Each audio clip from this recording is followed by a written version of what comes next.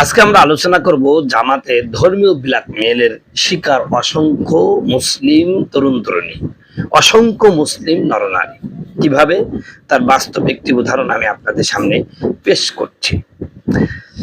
আমি একটা ঘটনা বলবো একজন খালাকে কেন্দ্র করে।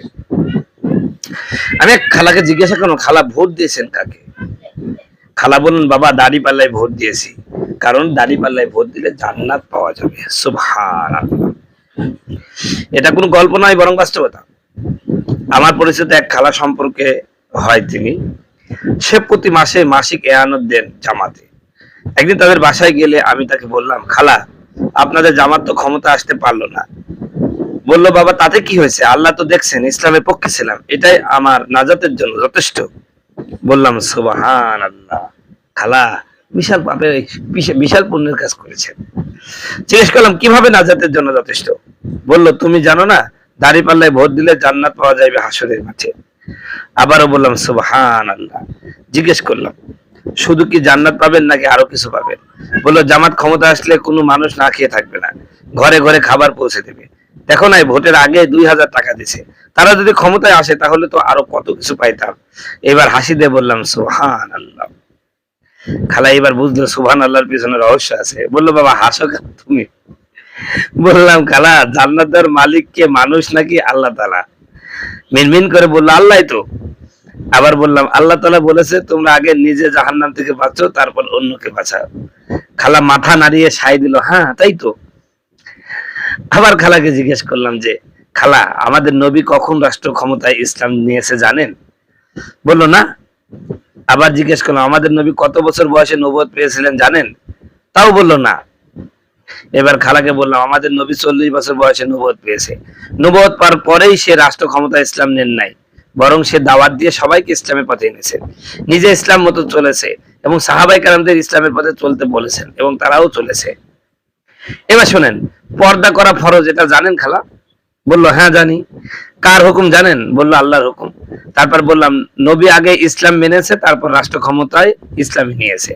জামাত যেহেতু ইসলামী দল, তাহলে তারা পর্দা করে না কেন? তারা ইসলাম মতো চলে না কেন? আল্লাহ বলেছে আগে নিজে বাঁচো তারপর বাঁচাও, আগে বাঁচো তারপর বাঁচাও। কিন্তু জামাতের পোলাপান বলে তারা ক্ষমতায় গিয়ে তারপর ইসলাম মতো চলবে এবং রাষ্ট্র চালাবে। তাহলে আল্লাহর হুকুম মানলো কোথায়? জান্নাতের মালিক আল্লাহ তাআলা, তাহলে জামাত জান্নাত দেওয়ার কে?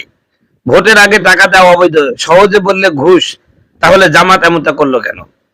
খালা বুঝতে পারলাম, খালা একটু লজ্জাবোধ মনে করলো। একটু পর বললো, দাড়ি পাল্লায় ভোট দেওয়া কি জান্নাত পাবো না?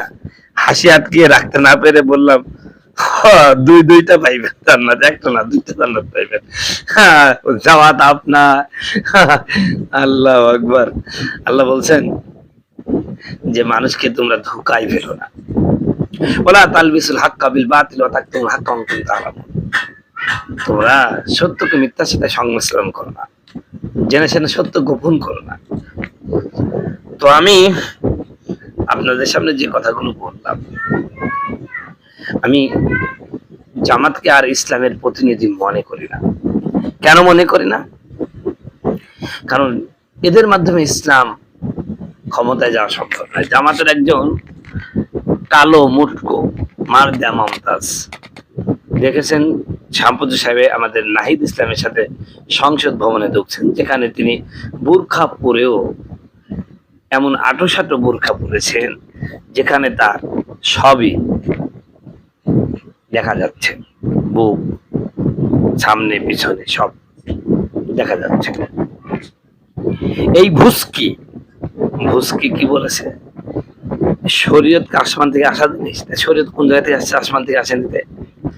তাকে জিজ্ঞাসা করা হচ্ছে যে জামাত ক্ষমতায় আসলে কি মেয়েরা হাফ প্যান্ট জিন্স এগুলো পরতে পারবে? কেন পারবে না? আমি এই ভুসকিকে বলতে চাই, আরে ভুসকি, তুই না ইসলামী দলের নেত্রী, নিজেও ইসলাম মানলি না, আবার ইসলামের নামে মিথ্যা কথা বললি। ইসলামে কি এই হাফ প্যান্ট জিন্স পরার অনুমোদন দেয়? হাফ প্যান্ট পরা, আর তুই আল্লাহর ব্যাপারে মিথ্যা কথা বললি। আল্লাহ বলছেন, প্রত্যেকটা ভয়প্রাপ্ত নারী তারা যেন তাদের বুকে উন্না রাখে। আর তুই জিন্স পিসে ঘুরবি, হাফ প্যান্ট পরবি, এটা কি তোর তোর বানানো ইসলাম হলে জায়েজ আছে। মধুদ্দিন ইসলাম পালিশ তো মধুদ্দিন ইসলাম এটা জায়েজ, কিন্তু মদিনার ইসলামে তো এটা জায়েজ নেই, নবীজির ইসলাম এটা জায়েজ নেই, আল্লাহ দেওয়া জীবন বিধান আল কোরআনে জায়েজ নেই। আল্লাহ বলছে অকরনা ফি বুয়ুতিকুন্না, তোমরা তোমাদের ঘরের মধ্যে অবস্থান করো। আর তুমি কও জিন্স পরে, হাফ প্যান্ট পরে, গেঞ্জি গাইতে মেয়েরা ঘুরবে। কত বড় বেকুব রে। আর এই বেকুব গুলোকে যখন আইডল মনে করে মুসলমানেরা, এদেরকে যদি ইসলাম মনে করে, তাহলে ইসলাম তো শেষ। পাঙ্কু সেলিম এবং পাঙ্কি সেলিমের মহিলা মুরিদদের মধ্যে, জামাত এবং জামাতের মহিলার মধ্যে দেয়ার আর নো ডিফারেন্স বিটুইন জামাত ইসলাম মহিলা এন্ড পাঙ্কু সেলিম মহিলা, কোন পার্থক্য নেই, এরা একই রকম, একই। সম্মানিত বন্ধুগণ, আমার ভাইয়ের আমার, আপনি আল্লাহর বিধান ফরজ পর্দা মারেন না। এদের কামিল পাশে ক্লাসে যাবেন, কামিলের ক্লাসে। ওই যে ডক্টর আবুল বাসা আজাদ, আবুল কি জানো, আবুল কালাম আজাদ বাসা, এই পুংটা হুজুর আজকে বলেছে যে কমিরা লিবাসে মুত্তাকি হলো কলবে মুত্তাকি না। তার মানে ওদের কলব পাক, মানে ওই যে মনের পর্দা, বড় পর্দা, বাইরের পর্দা ওঠা ওরে, তো এরা তো এদের মন তো পাক, এই জামাইতিদের। এই জন্য ওরা কামিল পাশ মহিলাদেরকেও বেপর্দা একদম ডাইরেক্ট সামনে নিয়ে পড়ায়, তারপর তো তাদের ইমানের, তাদের তাকওয়ার ঘাটতি হয় না। অথচ রসুল বলছে আদায়ুসুল আয়াতুল জান্নাহ, দায়ুস আল্লাহ জান্নাতে যাবে না। আর ডক্টর আবুল কালাম আজাদ বাসার একজন দায়ুস, কারণ তিনি কামিলের হাদিস ক্লাস নেন। কামিলে কি শুধু ছেলেরা পড়ে, মেয়েরা পড়ে না, সহশিক্ষার ক্লাস তিনি নেন। বাংলাদেশে যত আলিয়া মাদ্রাসার শিক্ষক শিক্ষিকা আছে, কারো বেতন হালাল নয়, সমস্ত বেতন হারাম, কারণ তারা সহশিক্ষার মাধ্যমে টাকা উপার্জন করছে, তারা হারাম কাজের মাধ্যমে টাকা উৎপন্ন করছে, ইনকাম করছে। এটা সম্পূর্ণভাবে না জায়েজ, এটা জায়েজ না। আপনারা আমার এই কথা যদি মানেন তো ভালো কথা, না মানলে কোনো যায় আসে না।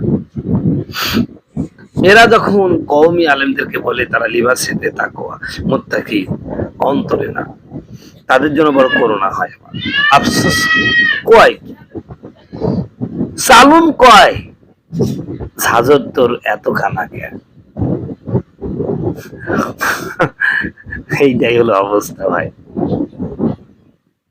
তো যে কথা বলছিলাম বন্ধুগণ, আমার ভাইয়ের আমার, চরমনা হুজুর যখন চিল্লিয়ে বলতো যে মুরব্বী সাহেব জামাত ইসলামী দল নয়, আমরা তখন বেচারাকে না বুঝে অনেক কথা বলেছিলাম, কিন্তু উনি যখন বুঝলো কথাটা, তখন আমরা বুঝি না, এখন বুঝছি আসলে জামাত কোন ইসলামী দল না, তারা ইসলামের প্রতিনিধিত্ব করে না, তাদের কোথাও ইসলামের লেশ মাত্র নাই। এটাই আমার সবচেয়ে বড় আফসোসের কারণ। তো যাই হোক, এরা ধর্মীয় ব্ল্যাকমেইল করে ধর্মকে শুধু রাজনৈতিক হাতিয়ার হিসেবে ব্যবহার করতেছে। এর থেকে বাংলাদেশের প্রত্যেকটা জনগণকে বিরত থাকা উচিত, এবং বাংলাদেশে আমাদেরও এমন একটি দল কায়েম করা উচিত যা আমাদের বন্ধু দেশের মতন, বিজিবির মতন বলে দিবে যে ডাইরেক্ট যে আমরা কোনো কম্প্রোমাইজ নাই, ক্ষমতায় আসলে আমরা ইসলাম কায়েম করব। ইসলাম যে নীতি নির্ধারণ করেছে নারীদের জন্য, পুরুষের জন্য, ন্যায়, সাম্যতা এবং পরস্পরের শ্রদ্ধাবোধ, আমরা সেটা কায়েম করব। এ কথা বলে দেন, দেখবেন আপনারা 10 বছর পর ক্ষমতা আসবেন ইনশাআল্লাহ।